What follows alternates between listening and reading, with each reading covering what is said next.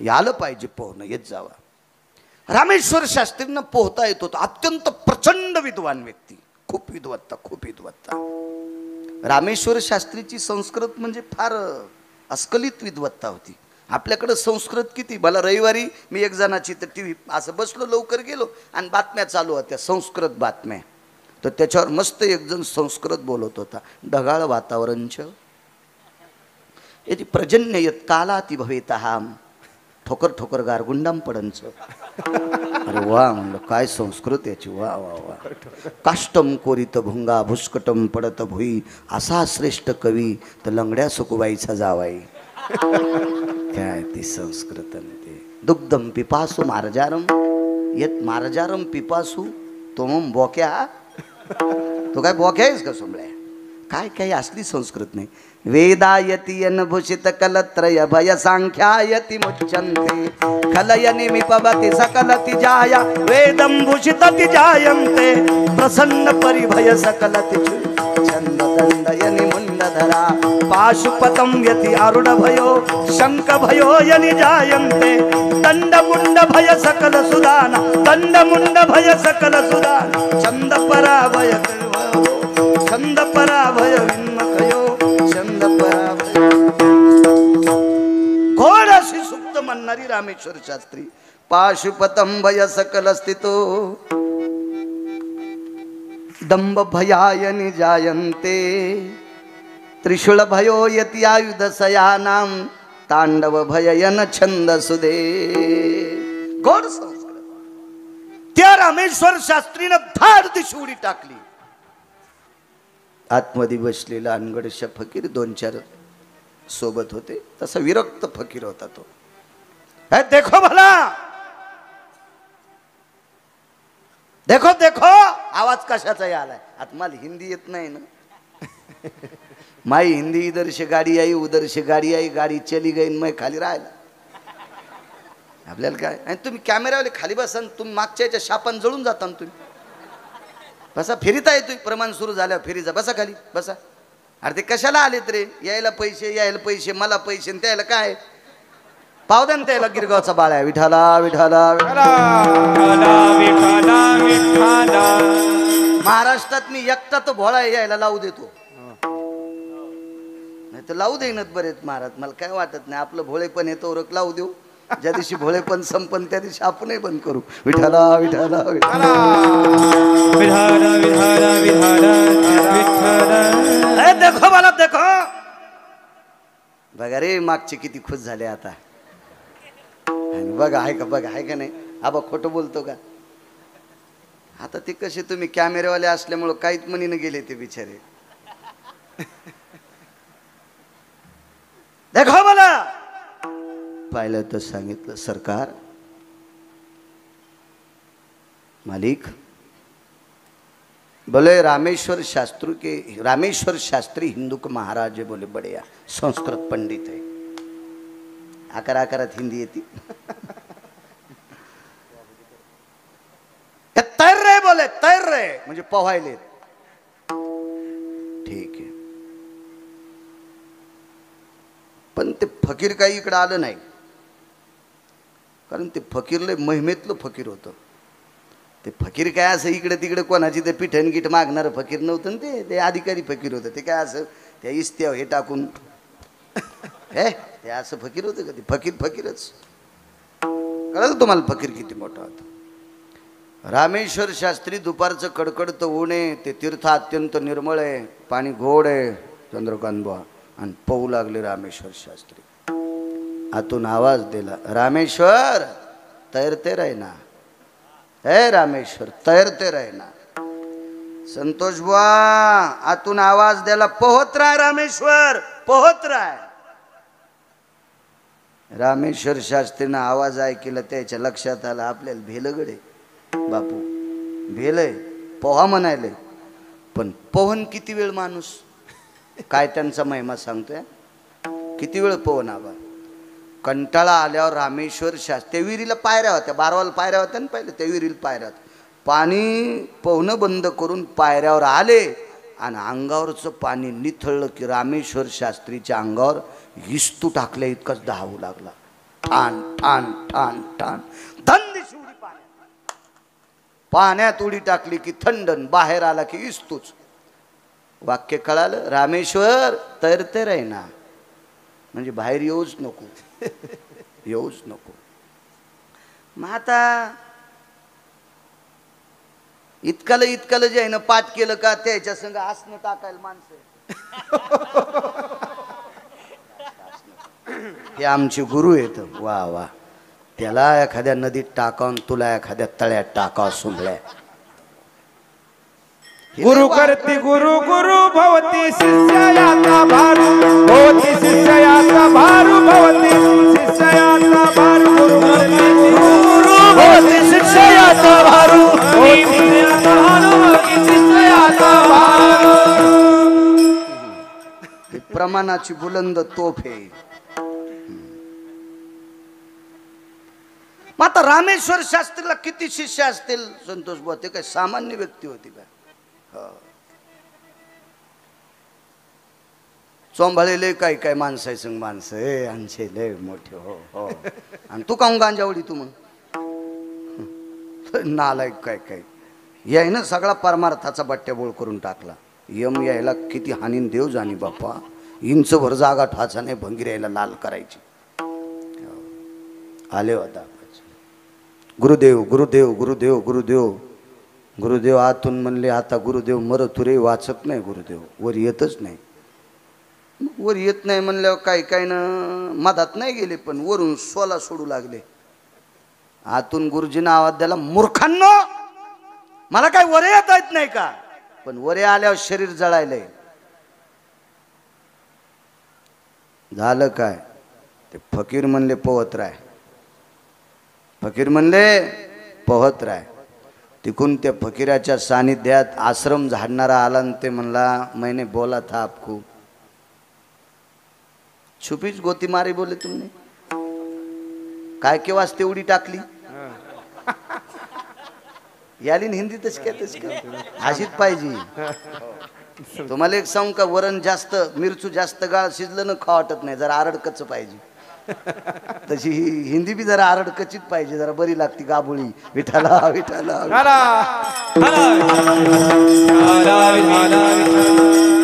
आमचा मित्र हैदराबादला शिकायला, त्यावेळेला मी 7वी शिकलो आणि ते जरासं पुढं शिकलं. त्याला नोकरी लागली 72,000 पगार. पण ते गावाकडे आलं की मला काही हिंदीत बोलायचं, काही इंग्रजीत. Good morning, good evening, good night असं बोलायचं. ते एकदा शिवला गेलो तर, महाराज तेरे को उसका रस होना. म्हणलं उसका रस? म्हणलं उसका म्हणजे किसका? अरे इथं हे उसका रस. म्हणलं त्याला गन्ना म्हणते सुंबळ्या, उसका नाही. उसका रस पेत असते तो रे. त्याला वाटलं मी लय शिकलो म्हणजे लय शहाणा झाला का रे. तू यासारखे 100-200 मी अवताल चुपितो. येडेवानी करू नकोस. तुला 72,000 पगार आहे आणि तू 71ची पे. तू 1,000 काढता येत नाही म्हणतो तू खात्यावरून. तू इतकं आशेत लय उतू आले हो. इतका येडगळ मित्र नाही मा. तुम्हाला राग येईन म्हणून मायाव घेतलंय. पण हे तुमच्या मित्राचं सांगायलो, हे ध्यानात ठेवा. विठाला विठाला.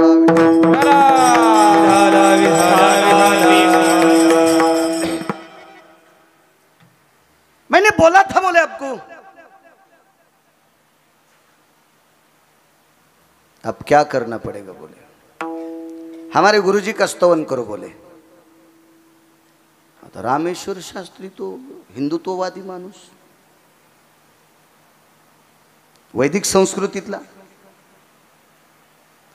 सनातन संस्कृतीतले, भागवत संप्रदायाचे, वारकरी संप्रदायातले अधिकारी. ते कसे म्हणतील काही. पण नाईलाज झाला महाराज. काय करावं. 10 झाला शरीराचा. 10 झाला 10. रामेश्वर शास्त्रीच्या सानिध्यात एक त्यांचा सेवक होता. तो असा सेवक होता, रामेश्वर शास्त्रींकडे प्रचंड विद्वत्ता घेतली आणि चिंतन ऐकण्यासाठी तुकोबरायचे जात होता. प्रचंड विद्वान. याचं नाव काय असेल उद्या शोधा ना. शोधा. भंगिऱ्याची नाव लय तुमच्या देवडोक्यात येतं. असे चांगल्यांची नावं ध्यानात ठेवा. ठेवा ठेवा चांगल्यांची नाव. देव चांगलं करेल तुमचं. आणि तो फकीराकडे गेलेला आहे. हुशार माणूस. बस सात्विक आणि टोकाला गेल्या मोठ्यांच्या सोबत राहणारी माणसं नम्र असतात. हे काल परवा उकांड्याच्या उकांड्यावर वाढलेली जी झाडं असतात का, उकांड्याचं झाड नसते, खतावर वाढलेली झाडं असतात का, ते खताच्या पावरनं इतके वाढते आणि पाऊस हुकला की मग अंगात टाकते. मोठी मोठीच असतात. प्रणाम प्रणाम बोले. हमारे गुरुजी अंदर तैर रहे बोले. बाहर आने के बाद सब दहा हो जा रहा है बोले. जी मैं नहीं बोला बोले तैरते रहना. उपाय हमें मत पूछो बोले. मैंने एक ही बार बोला रामेश्वर तैरते रहना, रामेश्वर पहुंच रहा है. अब मेरे को मत बोलो बोले. रामेश्वर शास्त्रींच्या ह्या परम शिष्याने आणि श्रीमंत श्री जगद्गुरु तुकोबारायाच्या श्रोत्यांनी, त्यांचा श्रोता होता तो श्रोता, कृपा झाली ती तुकोबारायांची त्याच्यावर. त्याने विचारलं, फकीर जी, अनगढ़ शाह जी, मैं अंदर जाके हमारे गुरुजी को निकालू बोले. निकालू बोले. विचारले होते काय वात्रट नव्हतं म्हातारं, सारे गावाला पाणी भरू देत होतं ते, पण मधात आंघोळ करू देत नव्हतं. शिस्तीतलं होतं ते म्हातारं. पायऱ्या चढून उतरून खाली आले आणि सांगितलं, गुरुजी एक पर्याय आहे, आपल्याला तुकोबाराकडे जावं लागतंय. अनगडशा फकीराकडे पर्याय नाही, म्हातारं ऐकत नाही, आपल्याला तुकोबाराकडे जावं लागतं. मग जावं कसं? एक व्यक्ती पखाल घेऊन चालला होता. पखालही जीनच्या पॅन्टीवाल्यांना कळणार नाही, जुन्या म्हाताऱ्यांना पखाल कळत असती. पाणी भरायचं साधन पखाल. पखालीला 4 तोंड असतात, पाणी टाकायचे 2 आणि पाणी काढायचे 2. कालिदासाच्या संस्कृतमध्ये आले. चतुर्मुखो न च ब्रह्मा वृषारूढो न शंकराः अकाले वृषतं मेघम तशहं कुलबालिकाः. कालिदासाच्या नगरीत गेलेल्या मुलीने सांगितलं, 4 तोंड आहेत पण ब्रह्मदेव नाही, वरी बसलाय पण शंकर नाही, आकाशात ढग नाही तरी पाणी पडतंय, मी त्याची मुलगी आहे. कोळ्याची मुलगी होती, कोळी दादाची कन्या होती. पाणी भरणारा महात्मा होता तो. आवाज दिला जी. त्यांना माहित होतं रामेश्वर शास्त्रींचे शिष्य आहेत. प्रणाम. पखाल पाहिजे आम्हाला. त्याच्या लक्षात आलं, रामेश्वर शास्त्रीने कधी पखालीतलं पाणी पिलं नाही, कारण पखालीला चमडा असतो ना. आज पखाल कशा करता? आता छोट्या माणसाचं काय चालतंय जी. त्या हावली केला हाल्या. त्याच्या लक्षात होतं, हे हाल्या ह्या दादालाच चलवतोय.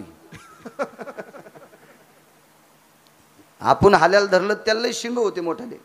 नाही बोले तुम्हीच वडी तिथपर्यंत घ्या. त्या पायऱ्याच्या तोंडापर्यंत हाल्या आणला. रामेश्वर शास्त्रीला मध्ये वरी बोलवलं, कपडे अंगाला गुंडाळले, वल्ल होतं. पखाली एका बाजूनं चिरली आणि रामेश्वर शास्त्री पखालीत बसले. पाण्याच्या बाहेर आले की शरीर जळू लागलं, तेजा अंगावर टाकल्यावरच होऊ लागलं. चंद्रकांत बुवा अशीच पखाल तुकोबारायच्या दारात. रामेश्वर शास्त्रीकडे प्रचंड विद्वानता घेऊन श्रीमंत श्री जगद्गुरु तुकोबारायच्या कीर्तनात नम्र स्वरूपानं, पावन स्वरूपानं, सात्विक स्वरूपानं, सदाचरी स्वरूपानं, कर्तव्यदक्ष स्वरूपानं श्रोत्याच्या यादीत तुकोबारायच्या बसलेली व्यक्ती ही रामेश्वर शास्त्रीची पट्टशिष्य. आवाज दिला, आईसाहेब. आईसाहेब म्हटल्याबरोबर तुकोबारायच्या धर्मपत्नी बाहेर आल्या. पुण्याच्या आबाजी गुळव्यांच्या कन्या जिजाबाई. त्यांच्या लक्षात होतं ती जिरे पगडी वगैरे असं ते थाट वैभव रेशमी कपडे गिपडे ते काय त्या काळात सामान्य माणसाला नव्हते. ते दोन्ही हात छाती ठेकले. जी महाराज घरी आहेत? होय. वामकुक्षी घेतात. नुकतंच तुकोबारायने त्यावेळेला एक पानगं मिठाच्या खड्यासोबत खाल्लं होतं. भाजी नाही, चटणी नाही, ताक नाही, दूध नाही, तूप नाही, लोणी नाही, पानगं होतं. पानगं म्हणजे लहानशी एक भाकरी आणि मिठाच्या खड्यासोबत खाल्ली. वामकुक्षी घेत होते, भेटायचे महाराजांना.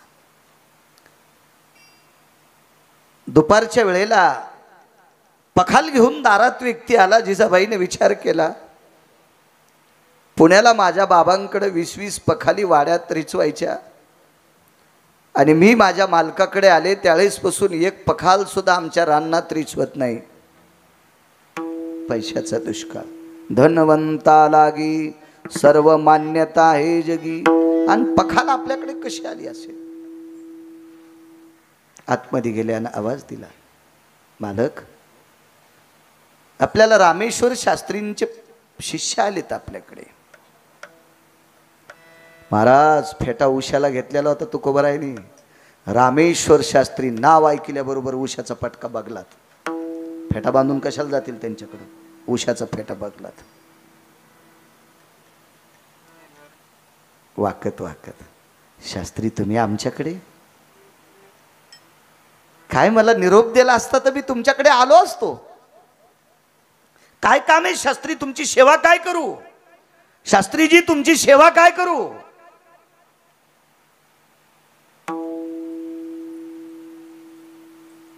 पखालीतनं वरी डोकं काढलं.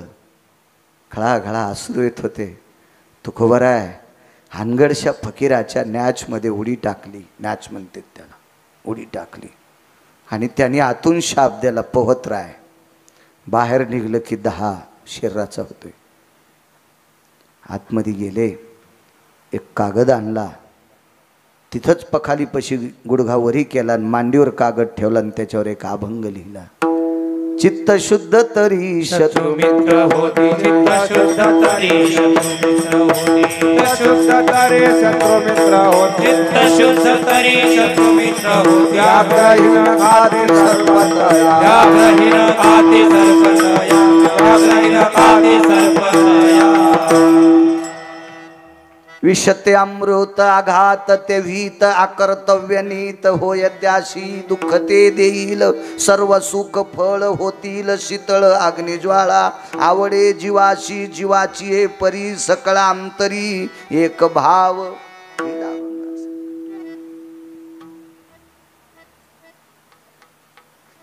डोकं वरी जितकं काढलं तितकं विस्तवासारखं लाल तापलं डोकं. सांगा तुकोबाराय, सांगा. तुकोबारायनी लिहिलेला अभंग रामेश्वर शास्त्रीकडे धरला आणि सांगितला, शास्त्री एवढा अभंग गुणगुणा. रामेश्वर शास्त्री प्रचंड विद्वान होते. वा प्रचंड. काही वेळात अभंग वाचून टाकला.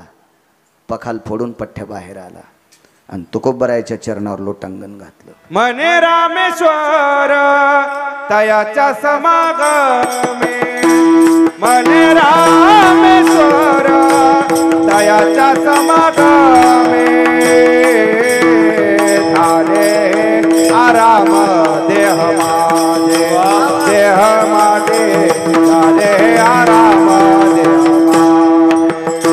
मने रामेश्वर तयाच्या समागमे, मने रामेश्वर तयाच्या समागमे. झाले आराम देह माझे, देह माझे झाले आराम देह माझे. मने रामेश्वर तयाच्या समागमे. झाले आराम देह माझे. हे शरीर जर आराम झाला असेल तर तुकोबारायच्या संगतीत. लोटांगण घातलं. बॉम्ब कोणता पडला माहिती आहे? अभिमान बुवा. मथार तन तन करू लागलं. रामेश्वर शास्त्री मुद्दाम आश्रमा पडून दोनदा गेले दोनदा इकडे गेले. अरे मैंने ते बोला था, बोले तैरते रहे ना. ये तो खुलेआम घूम रहा है. बोले क्यों नहीं जल रहा? बोले क्यों नहीं जल रहा? हा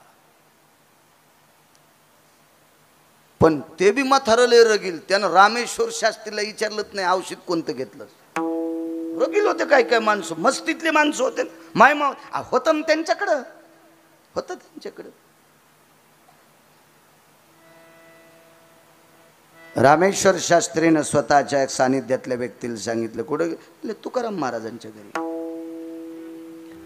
तिथून पुढं रामेश्वर तिथून पुढे आनगडशा फकीर श्रीमंत श्री जगद्गुरु तुकोबारायच्या कीर्तनातली घोंगडी जमा करायला ते काम आनगडशा फकीरांनी घेतलं.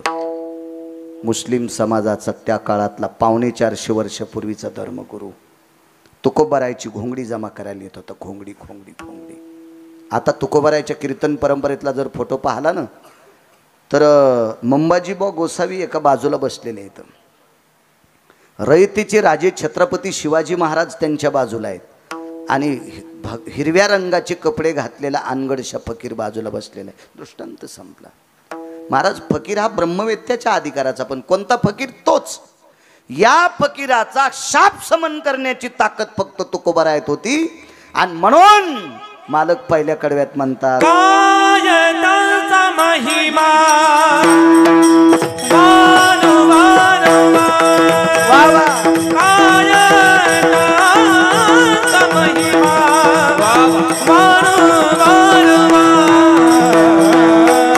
कायदाचा महिमा वर्णिवार कायदाचा महिमा वर्णिवार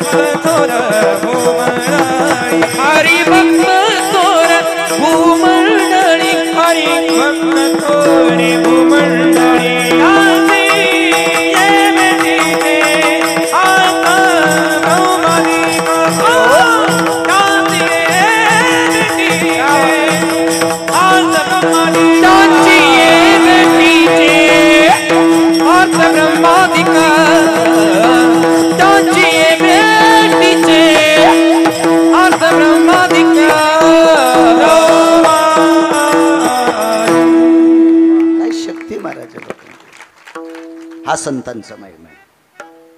बापू वेळ संपल्यावर सांगा बरं मला.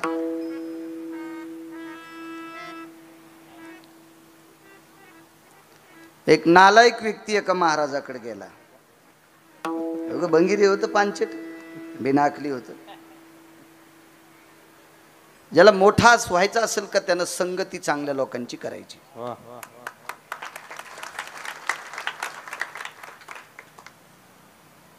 मी फार लहान होतो अभिमानाबा, त्यावेळेला मी एक कीर्तन, तसे 4 कीर्तनं अण्णांची ऐकली.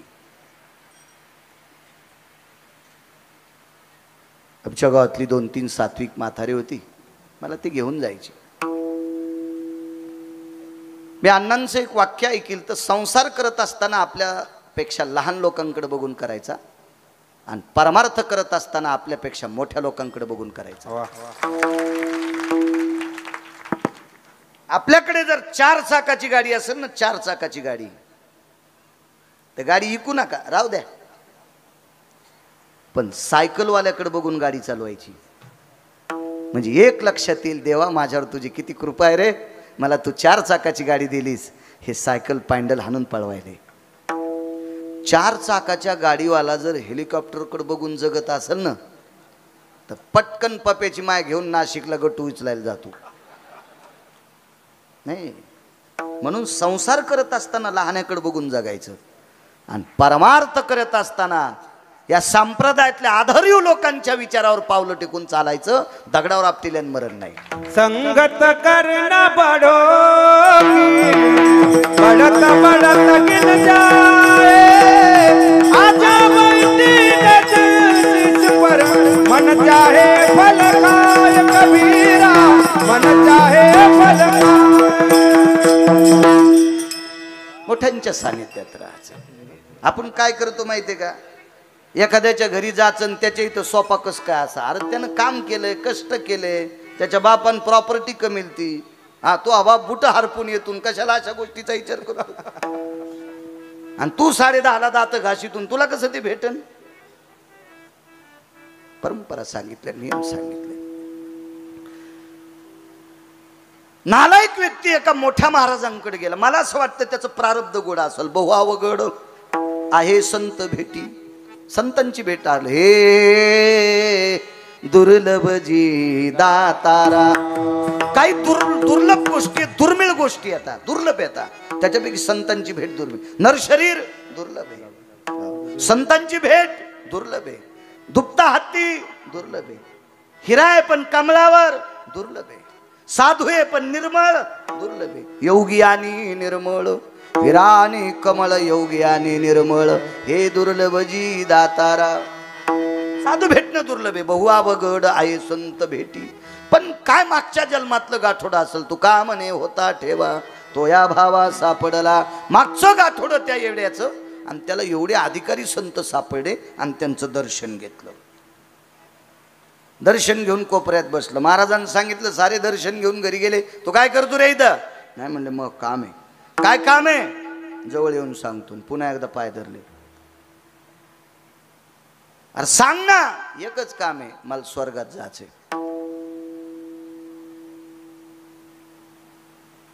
महाराज म्हणले, आंघोळ कोण दिवशी केली ती? म्हणला मागच्या महिन्यात. रोज करीत नाही? नाही, इतका काय नादात लागत नाही. म्हणला कुठं बसू पाणी उडीत आणि कुठं जाऊन ते अंगाशीत आणि ते. मागच्या महिन्यात केलती म्हणला. ते बी एक जणाच्या मातीला गेलतो म्हणून येताना केलती. नाही तर काय आंघोळी गिंगोळीच्या नादात पडत नाही म्हणे मी. महाराज म्हणले, नालाय का?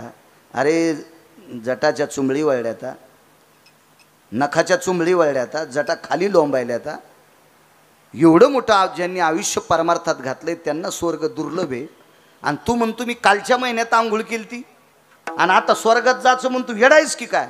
ते म्हणला, महाराज मी कालच्या महिन्यात आंघोळ केली का मागच्या 7-8 वर्षापूर्वी केली हे सांगू नका. मी इतका नशीबवान आणि पुण्यवाने, मला तुमचे पाय सापडेत. आलिंगन संताचिया दिव्य झाली माझी काया, मस्तक हे पायावरी त्यांच्या ठेविता. सारं पाप संपलंय माझं. मला माझं कपाळ तुमच्या पायाला लागलेलं आहे. पण तो महाराज बी किती चांगले असतील. महाराजही अधिकारीच असतील ना ते. त्यांच्या तुमच्या पायावर माझं कपाळ लागलंय, काय राहिलं माझ्याकडं पाप? महाराज म्हणले, जरा चतुर आहे गडे. जी माणसं बोलण्यात पटाईत असतात का ती शक्यतो जरा बऱ्यापैकी राहत असतात. हुशार होतं, हुशार होतं. पण नाही रे, स्वर्गात जाणं शक्य नाही म्हणे महाराज. तुमच्यासारख्या साधूचे पाय धरल्यावर काय अशक्य? रागानं अशी कंबर धरली आणि संदेशी फेकितलं. मर म्हणे वरे. वरे फेकून द्याला, पण स्वर्गाच्या शेवटच्या पायरीवर आदळला. शेवटची पायरी म्हणजे यमाचं डोकं आहे. यमाच्या डोक्यावर पाय द्यायची हिंमत कोणाची नाही, फक्त 18 संतांची. जगा काळ खाय आम्ही माथा दिला पाय. यांच्या डोक्यावर पाय द्यायची ताकद कोणाची? ज्यांच्या डोक्यावर पाय देण्यासाठी साधना लागते. भक्त प्रल्हाद, हो, उपमन्य, ही जी लोक आहेत का, ही लोक त्याच्या डोक्यावर पाय, कारण यांच्याकडे नामाची साधना आहे, भजनाची साधना आहे. आणि म्हणून यमानं सांगितलं, तुला ज्या महाराजांनी पाठवलंय त्या महाराजांना मी नमस्कार करतो, त्याबद्दल दुमत नाही. पण भानगड एक आहे, तुझ्याकडे भजनाची साधना नसल्यामुळं माझ्या डोक्यावर पाय दिल्याशिवाय पलीकडे जाता येत नाही. गोपीचंद असेल, साधना होती, नाही जाता येणार. त्यानं तिथून आवाज दिला, महाराज हे यम मला वरे जाऊ दे ना. महाराजांनी आवाज दिला, दक्षिणाधिपती. दक्षिणाधिपती म्हणजे यम. जी जी जी जी. यमाचा खाली झाला. जी जी, काय काम आहे, काय काम आहे, काय काम? तर महाराजांचं नाव होतं विश्वामित्र. जगातला 1 नंबरचा तपस्वी. विश्वामित्रासारखी तपश्चर्या कोणी केली नाही. जगातला 1 नंबरचा तपस्वी. काय काम आहे? मी त्याला स्वर्गात पाठीलं, वरे का घेत नाही? आरतुरच म्हणले, महाराजजी माफ करा, तुमच्या पुण्याईच्या बळावर त्याला स्वर्गाची शेवटची पायरी सापडली. पण त्या पायरीवर जाण्यासाठी त्याच्याकडे ती साधना लागतील, ती नाही. महाराज म्हणले, अरे मी त्याला स्वर्गात पाठीलंय, तू जर नाही येऊ दिलं तर चंद्र सूर्य तोपर्यंत मला म्हणतील यायच्यात हिंमत नव्हती तर पाठीलं कशाला? नाही, आता ते तुम्ही तुमचं ठरवा म्हणले. पण त्याची हिंमत नाही माझ्या डोक्यावर पाय द्यायची, कारण त्याची साधना नाही. आणि त्याला जर जायचंच असेल तर तिथं बसून साधना कर. वृद्धश्रवानं तिथं साधना केली ती. वृद्धश्रवा हा जयद्रथ नावाच्या व्यक्तीचा बाप होता. जयद्रथाचा बाप होता, जयद्रथाचा. पण तिथे अर्जुनाने जयद्रथाचं डोकं कापून मांडीवर टाकलं, 2 दिवसाला स्वर्गात जाणार होता. पण यानं डोकं उचलून खाली टाकलं की वृद्धश्रवा मेला आणि खाली बोंबलत आला. पोट्ट नालायक होतं ना, म्हणून बापाला पाप फेडायला लागलं. ते तिथं जर साधना केली तर आवाज द्यालाय, करे 10-5 दिवस भजन. ते म्हणला एकदा करीत नाही. तुमचे पाय कशासाठी धरलेत म्हणे? स्वर्गाला जाण्यासाठी. हे म्हणला भजन करीत नाही, येऊ देत नाही. आणि महाराज म्हणले तुला टाइम नाही करे काय येडे कर नाही म्हणे. तुमच्या पायात एवढी पावर आहे मला स्वर्ग भेटत नाही. महाराजांनी यमाला सांगितलं आता जे स्वर्ग आहे का त्या स्वर्गात तू नको येऊ देऊ, मी दुसरा स्वर्ग तयार करतो. एकाची शाटी तपिन नदी एके सृष्टीवरी सृष्टी केली. दुसरा स्वर्ग आणि दुसरी प्रतिसृष्टी निर्माण केली. ही ज्यांच्यात ताकद आहे महाराज. म्हणून मालक पहिल्या कडव्यात म्हणतात काय त्यांचा महिमा वर्णू वारंवार. काय त्यांचा महिमा वर्णू वारंवार. काय त्यांचा महिमा वर्णू वारंवार.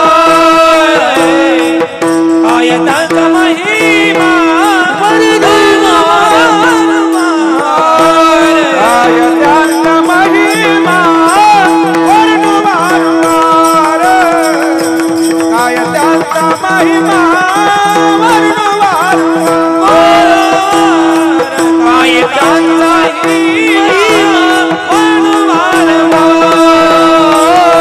काय त्यांचा महिमा वर्णू वारंवार. हरी भक्त थोरे भूमंडळ. हरी भक्त थोरे भूमंडळी. त्यांची भेटीने अर्थ प्रसादिका. त्यांची भेटीने अर्थ प्रसादिका. हरी भक्त थोरे भूमंडळी. हरी भक्त थोरे भूमंडळी. त्यांची भेटीने अर्थ प्रसादिका. त्यांची भेटीने अर्थ प्रसादिका.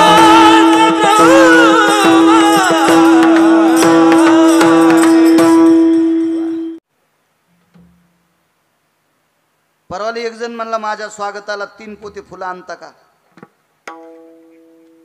ते म्हणला पाकिट तू या मनासारखं दिलं न फुलं आणून टाकू का? तू ह्यात पाकिटातले 7-8 हजार खर्चून फुलं टाक. आगाऊच धंदा ना. हे आमचे नाटक. भलते सोंग भलते सोंग. शंकराचार्य पदाचा त्याग. जे बावल्यावर चढे का त्याला शंकराचार्य होता येत नाही. हा कसं होता येईल त्याला? हे चांगल्या पिळ्यात गुतले त्याला नाही होता येत. स्वामी राम 1949 शंकराचार्य एका पीठाचे आग्र्याला गेले. मा भगवतीची भेट झाली. ती नैनितालच्या अरण्यात एक साध्वी भेटली होती स्वामी रामांना. या भारत देशात या महाराष्ट्राच्या मातीमध्ये साधूंचं आधिपत्य किती मोठं आहे हे विश्व जर शाबूत असेल तर 2 लोकांच्या शक्तीवर, एक पतिव्रतेच्या शक्तीवर आणि एक साधूच्या शक्तीवर आहे. 2 लोकांवर विश्व चालते. तुमच्यात पण फार मोठी ताकद आहे. तिची देवावरी सत्ता. हा एवढी मोठी ताकद आहे. देव तुमचं ऐकतो. देव देव देव. पण तसं वागावं लागेल ना. महादेवाला टोपलं भर बेल वाहतीन पप्याच्या बापाला टायमाला भाकरी देत नाही. ते 12 वाजता तर दाताचं पाणी गिळूगिळूच बसलं. म्हणलं काऊन बसले अंशीरामजी? काय नाही म्हणले पप्याची माया बेल व्हायला गेली आणि जेवायचा मेळ. काय नाही म्हणले आता ती बेल वाहून येईन तवरक. मेला अंशीराम असाच 2-3 महिन्यात त्याचं वजन कमी झालं. मी गेलं मी म्हणलं जीजी अंशीराम तात्या वाळले. हो ते टाइम खातेत. पहाटे पहाटे मी बेल व्हायला निघले की जेवायचं म्हणते. यायच्या पोटात काय बरम्या नांदायला पहा. मी म्हणलं जीजे तू नवऱ्याला उपाशी ठेवून महादेवाला बेल वाहतीस. तुला उजनीच्या तळ्यात टाकलं तरी ज्या माश्या तुला खात्यान का त्या माश्याला नरकाल जात्यान तुला खाल्ल्यावर. मालकाला जेवायला देत नाही महादेवाला बेल वाहती. तिची मैत्रीण तशीच. दरी एकादशीला 1,00,000 मंजुळा पांडुरंगाला वाहाची पप्याच्या बापाला नीट बोलत नव्हती. यायची सत्ता असते होय देवावर. देवानं तुमचं ऐका, गिरगावच्या बाळूचं ऐका, रोज सकाळी एकदा पप्याच्या बापाचं दर्शन घ्यायचं. जिच्या कपाळावर कुंकू आहे का तिने एकदा पप्याच्या बापाचं दर्शन घ्यायचं. भारतातल्या कोण्याच महाराजाच्या पाया पडायची गरज नाही. आणि जी पप्याच्या बापाचं दर्शन घेत नाही महाराजाला काजू टाकून दूध देती, ही ज्या भागात आहे त्या भागात दुष्काळ पडू. तू गळे शपथ पडू. तिची देवावरी सत्ता. असं तुम्ही असं म्हणताल की नेमकं काय प्रकारे नाही. हे संप्रदायात सोंभाळ्या कारभार नाही. इथं कर्तव्य लागते, देखावा नाही. देखाव्यालीत असे लय लोळायलीत नदीच्या कडीला.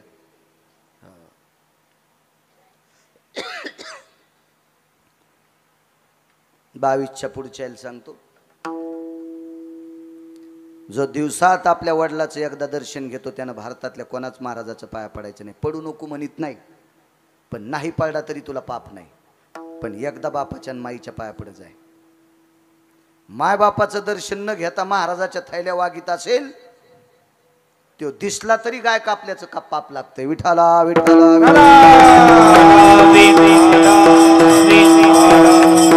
आपल्याकडे ज्ञानोबाराय तुकोबारायांनी फार सोपा परमार्थ सांगितलाय. देखावा नाही, देखावा नाही, देखावा नाही, अत्यंत सोपा. चला, नैनितालच्या अरण्यामध्ये माता भगवती सापडल्या आणि त्यांनी आग्र्याला स्वामी रामांना पाठवलं. जा राम, आग्र्याला जा रे, जा राम, जा जा आग्र्याला जा. आग्र्यात गेल्यावर त्यांना एक भिकारी सापडला. एक भिकारी होता. भिकाऱ्याच्या हातामध्ये एक काठी होती, दंड होता. डाव्या हातात धरली होती काठी आणि आबा उजवा हात असा केलेला होता. आणि तो भिकारी असा नाकाच्या शेंड्यानं पुढे चालत चालत, म्हणजे नाकाकडे दृष्टी ठेवून, म्हणजे नाकाच्या शेंड्यानं चालायला, म्हणजे नाक घासायला नाही, अशा नासागरी समोर असं पाहत पाहत पाहत पुढे चालला. आणि स्वामी रामांनी विचारलं, महात्माजी. पहा, मोठी लोक भिकाऱ्याला पण महात्मा म्हणले, कारण तो भिकारी त्या अधिकाराचा होता. थांबल्याबरोबर असं पाहिलं. जी बोलिये. इथे एक साध्वी राहते. ते हिंदी भाषित होते. त्या भिकाऱ्यानं सांगितलं, जिथं सूर्य क्षीण झालाय, सर्व आग्र्यात ऊन पडले आणि जिथं सावली पडली त्या जागेवर ती साध्वी स्त्री राहते.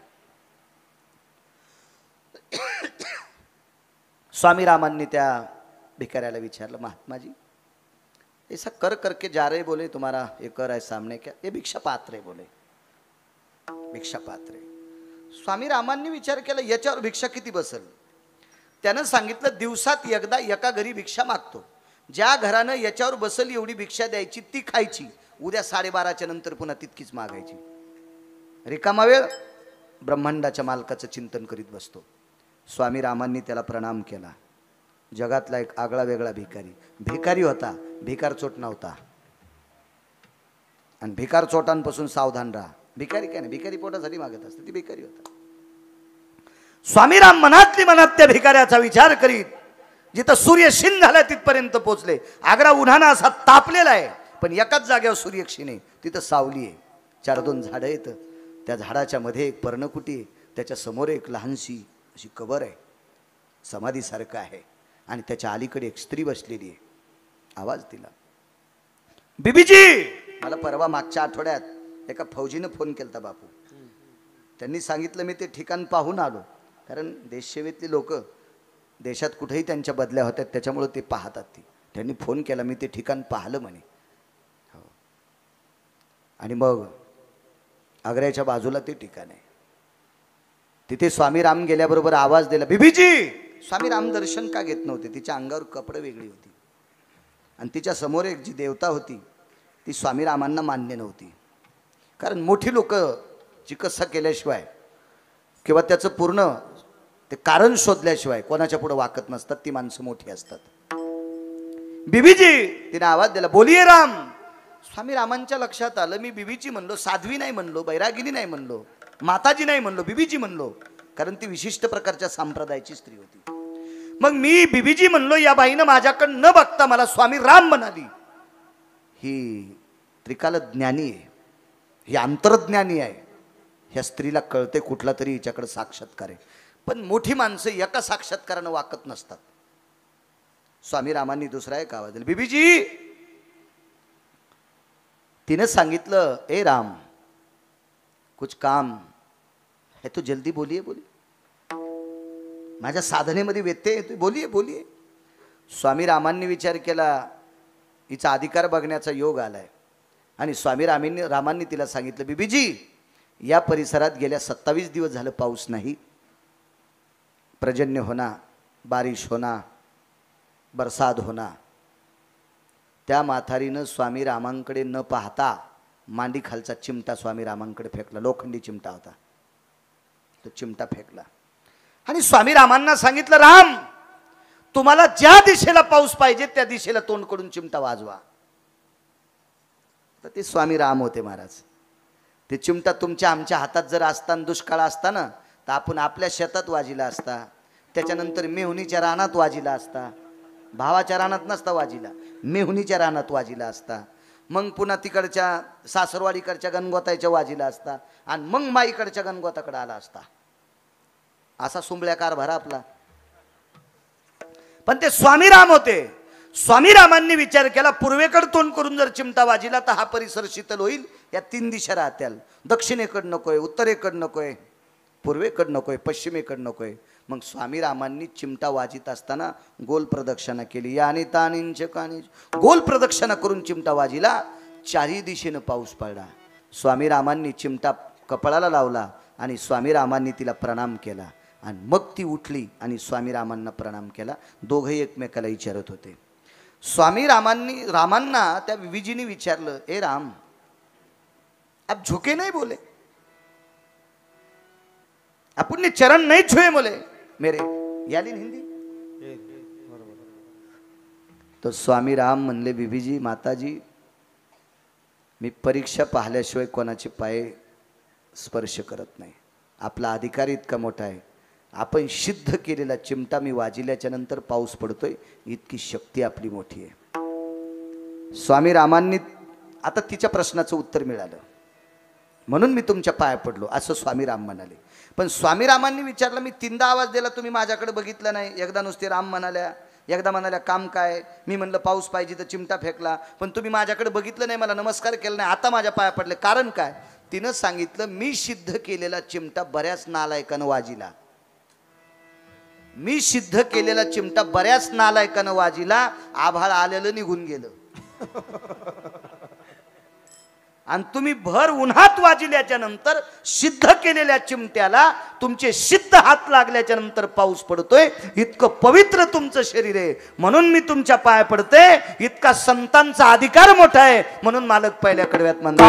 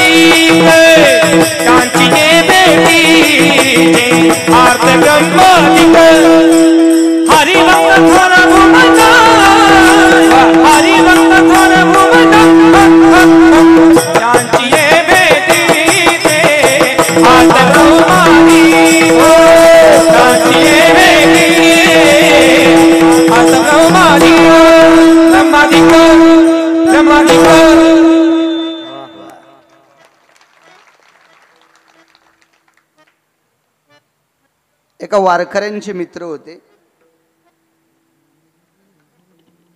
ते एकदा वाराणसी काशी गयेला गेले. काशीला जायची इच्छा होती. मला असं वाटतं श्रावण मास असेल, आणि ते गेले काशीला. काशीला जाता जाता त्यांच्या मित्राला म्हणाले, अरे तुला यायचं का रे.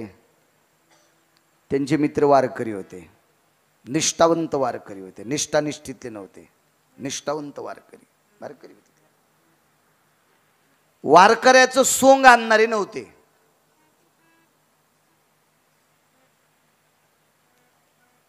प्रचंड विद्वत्ता, नम्रता,